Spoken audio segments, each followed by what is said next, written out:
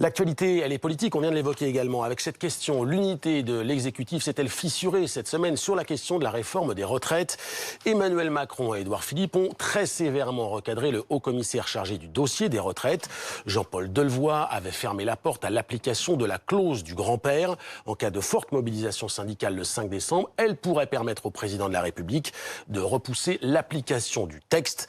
Retraite, l'impossible réforme. Reportage Stéphanie Zenati, Sophie Herbet et les équipes de la rédaction. À moins d'un mois de la grève tant redoutée du 5 décembre, il y a deux façons de faire. D'un côté, ceux qui essaient de calmer le jeu. De l'autre, ceux qui au contraire veulent coûte que coûte faire appliquer cette fameuse réforme des retraites, sans bouger d'un iota sur ce qui a été décidé. Le problème, c'est que les deux camps font partie du même gouvernement. Celui qui a mis les pieds dans le plat, c'est lui, Jean-Paul Delevoye. Dans une interview au Parisien mercredi dernier, le haut-commissaire à la réforme des retraites n'y va pas de main morte et se montre totalement inflexible sur le fond du projet. Moi, je ne transigerai pas sur l'objectif. Si la grève du 5 décembre est une crispation catégorielle, si elle vise à s'opposer au régime universel, je ne l'entends pas. Une position comme une petite musique qui commence à s'installer. Lors d'une réunion dans le Nord ce jeudi, face à des citoyens concernés, le monsieur retraite du gouvernement recommence à donner son avis. Et cette fois, il enfonce le clou. Je ne crois pas à la clause du grand-père généralisée qui ferait que l'on mettrait un 43e régime qui consisterait à reporter la retraite 40 ans plus tard. Je ne vois pas techniquement, politiquement, juridiquement comment la porter. Cette clause du grand-père permettrait en fait de réserver le futur régime universel de retraite aux seuls nouveaux entrants sur le marché du travail. En clair, celui qui a signé pour un statut ou un avantage le conserverait. Le nouveau venu, lui, devrait s'adapter. Je ne suis pas un homme de polémique, je suis un homme de dialogue, mais je suis aussi un homme de débat. À partir du moment où je livre au débat politique les options, il appartient aux décideurs politiques, le président et le Premier ministre, de décider, et cette décision s'imposera à tous. Une tentative de se ranger malgré tout derrière l'avis général. Mais trop tard, le doute commence à s'installer dans l'esprit des Français. Le fait de changer l'ensemble des règles nous met dans l'embarras et nous interroge énormément sur notre pouvoir d'achat futur de retraités. Tout semble déjà fixé à travers ce rapport et à travers le fait qu'il y a des annonces disant qu'il n'y aura pas d'aménagement, etc.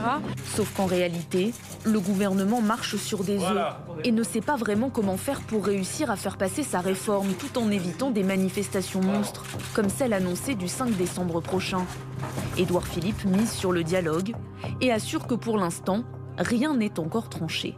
Je suis aussi déterminé à mettre en œuvre les engagements du président de la République, c'est-à-dire la construction d'un système universel, juste, équilibré, solide pour l'ensemble de nos concitoyens, que je suis déterminé à prendre mon temps pour faire en sorte d'expliquer, de discuter et de trouver les bonnes solutions pour rassurer l'ensemble de nos concitoyens. Rassurer grâce à un « et en même temps ».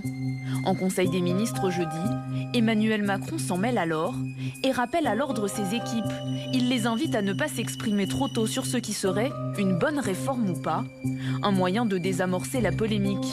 Sibeth Ndiaye, la porte-parole du gouvernement, veut clore le dossier. Écoutez, je ne crois pas qu'il y ait de divergence de ligne à l'intérieur du gouvernement. Il y a une seule ligne, elle est portée par le Premier ministre de toute évidence. Et en l'occurrence, le Premier ministre comme le Président de la République ont, je vous le dis, rappelé leur détermination à ce que cette réforme soit effectivement mise en œuvre.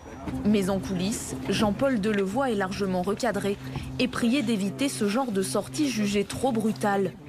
D'après nos informations, le Premier ministre a même appelé ce vendredi le haut-commissaire pour lui rappeler la ligne à suivre, écouter avant de décider. Face aux caméras, Jean-Paul Delevoye refuse d'endosser le rôle du vilain petit canard du gouvernement. Est-ce que j'ai l'air d'un enfant puni? Non, mais attendez, arrêtez cette image. Il y a des sujets fondamentaux sur la société française.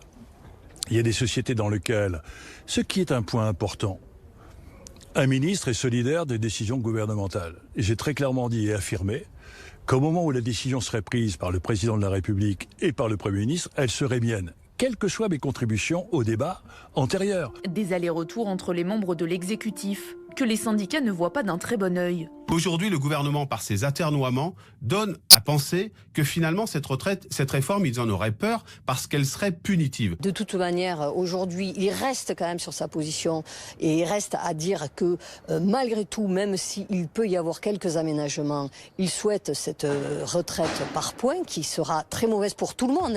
Une attitude loin donc de les convaincre d'abandonner leur rendez-vous du 5 décembre. Après l'UNSA et Sudrail Ferroviaire, la CGT cheminot appelle à présent à une grève reconductible à la SNCF.